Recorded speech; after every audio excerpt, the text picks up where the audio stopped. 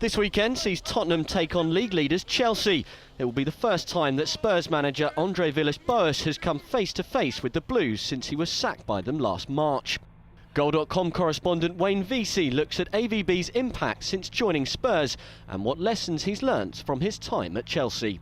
Villas-Boas' time at Chelsea was, for the most part, a disaster. In terms of the results, they were fifth in the table when he left, and they had 1 foot out of the Champions League. And of course, Roberto Di Matteo turned that around straight away and went on to win the FA Cup and the Champions League. So it can only be looked back. It didn't work out at all. However, there were quite a few caveats, I think. He did try to change too much too soon. He tried to overhaul what was an ageing squad. I think the problem wasn't so much the results, although they were bad, but how he went about it. I think the Spurs fans are buying into AVB. I think also the fans are. It started very, very badly at home. They lost their first match against Newcastle, then they drew 2 home matches, and it was a very, very shaky start. He's turned that around now, and especially the victory at Manchester United. I was at that game, 3-2, great game. But the problem is for Tottenham has AVB changed his management style enough to be able to keep the senior players on board and prevent disgruntlement behind the scenes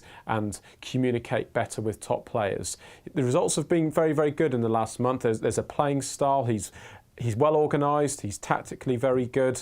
He works very, very hard, and you can see he's building a good team. However, at the moment, he's played pretty much the same team every week. He's also picked that same team in the Europa League. So are you going to get players injured sort of in the winter months? There has to be evolution into the team he wants it to be. Brad Friedel's, had shown great consistency over the last 7 or 8 years, not missed a Premier League match until he was dropped a couple of weeks ago. The noises coming from Tottenham is that Friedel will start against Chelsea this weekend, so he'll be back in the team, even though Lloris has played the last 2 games and he's played 2 games for France, so he's got a bit of confidence from playing again. I think Villas-Boas has handled it very well publicly.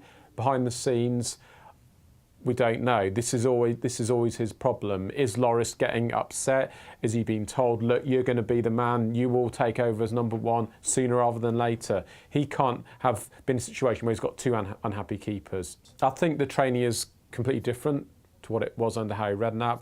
It's much more structured, it's much more tactical, there's a lot more information from the players, and also I think there's longer sort of sessions, not only just on the pitch but also off the pitch in terms of talking about tactics and different match situations. So Tottenham players are getting used to a different way of operating. There is with Spurs, and I think there is a little bit of credence to them that some players don't like it, but tough. They have to adapt and get used to it. Very, very key for Tottenham is how these players are managed. If they're managed well, there's no reason why they can't fight for 4th this season.